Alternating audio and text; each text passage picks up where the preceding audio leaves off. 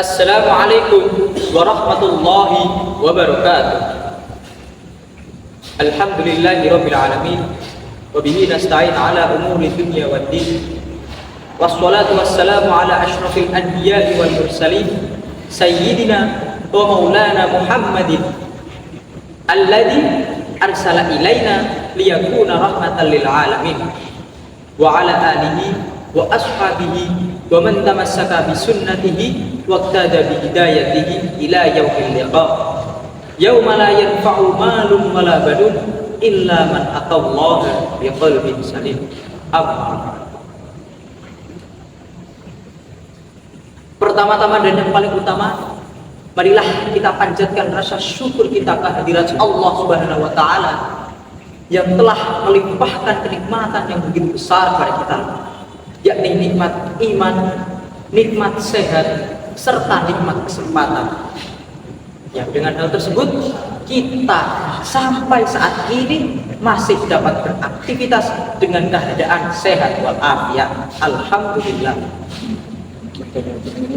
Sholawat berbingkaikan salam semoga senantiasa tercurahkan kepada junjungan kita Nabi Agung, Nabi besar Muhammad Sallallahu Alaihi Wasallam yang telah membimbing kita dari zaman kegelapan menuju zaman yang terang benderang.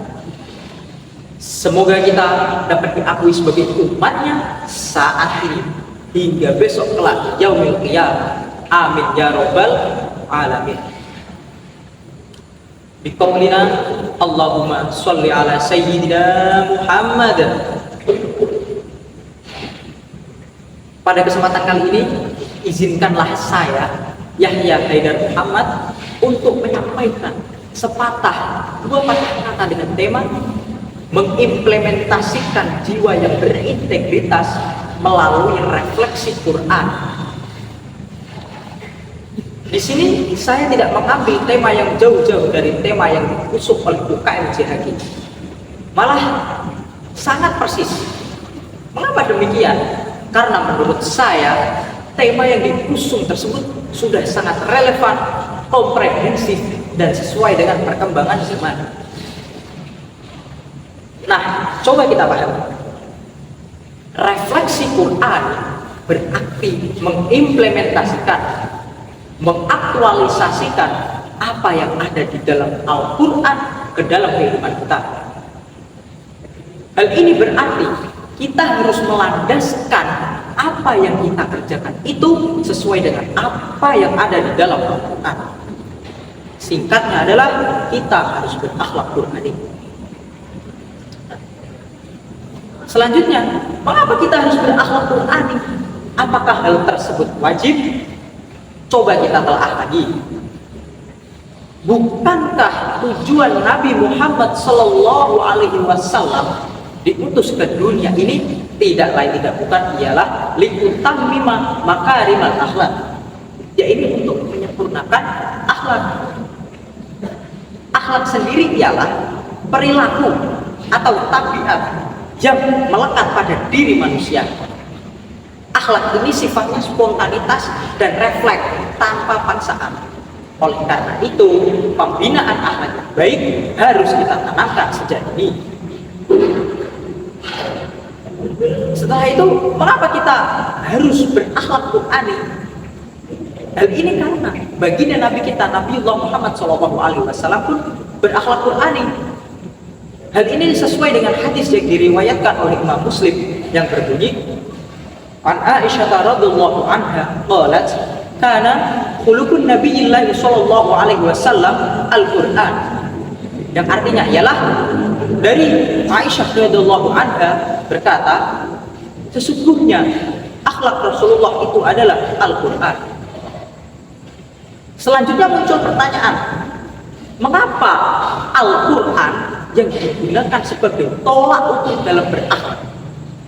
Nah, jawabannya adalah karena Al-Quran merupakan pedoman dan petunjuk bagi umat Islam. Hal ini sesuai dengan firman Allah dalam Quran Surah Asra yang berbunyi, Qala Allah Ta'ala fi kitabihil karim, a'udzu billahi minasyaitonir rajim. Bismillahirrahmanirrahim. Inna hadzal qur'ana yahdi lillati hiya aqwam wa yubashshirul mu'minina ya'maluna sholihati anna lahum ajran kabira. Yang artinya sesungguhnya Al-Qur'an itu menunjukkan kepada jalan yang lurus dan memberikan kabar gembira bagi orang muslim yang mengerjakan kebaikan bahwa bagi mereka ada pahala yang besar. Quran surat Al-Isra ayat 9. Selanjutnya muncul pertanyaan lagi. Bagaimana cara kita mengimplementasikan? Nah, kita dapat mengimplementasikannya dalam kehidupan sehari-hari. Entah itu secara hablum minannas maupun secara hablum minallah. Dalam konteks hablum minannas, Rasulullah SAW sangat menyayangi keluarganya. Beliau menyayangi keluarganya, sahabat-sahabatnya, hingga umatnya. Hal ini bisa kita contoh dalam kehidupan sehari-hari, yakni lewat keluarga kita, teman-teman kita, dan lingkungan kita.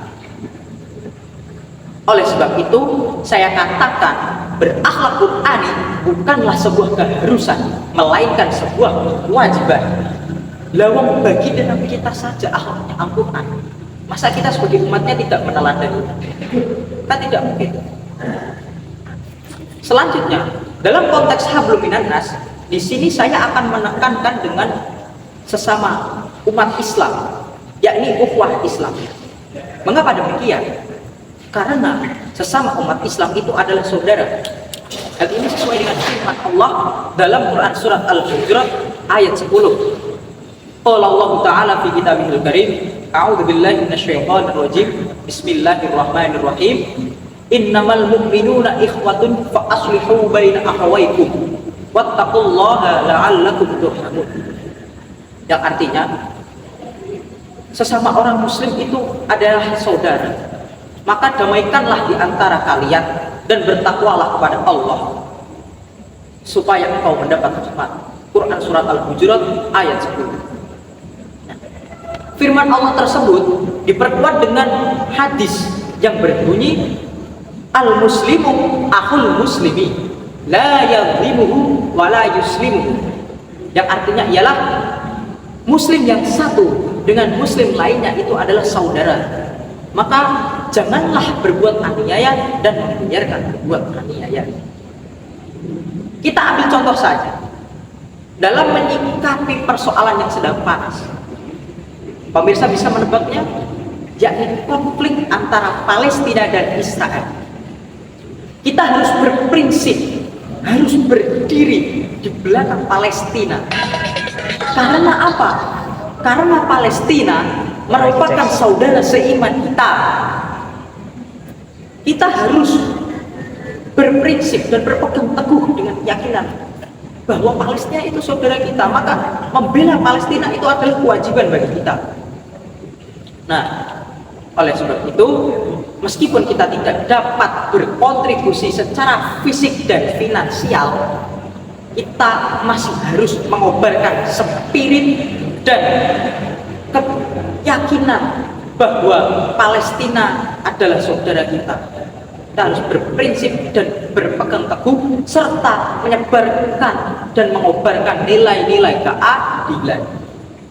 Nah, bagaimana caranya? Yang pertama, teruslah kita berdoa untuk saudara-saudara kita di Palestina, dan kalau bisa kita ikuti arahan MUI untuk memboikot produk-produk yang pro Israel.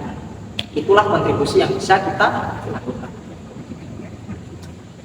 Pemirsa sekalian yang dirahmati Allah, selain hablum minannas, kita juga diperintahkan untuk hablum minallah, yakni menjaga hubungan dengan Allah, Tuhan semesta alam yang telah menciptakan dunia dan seisinya. Kita harus taat kepada Allah dengan cara apa? Yakni dengan cara menjalankan segala perintahnya dan menjauhi segala larangannya. Kita harus beribadah kepada Allah dengan hati yang ikhlas. Karena apa?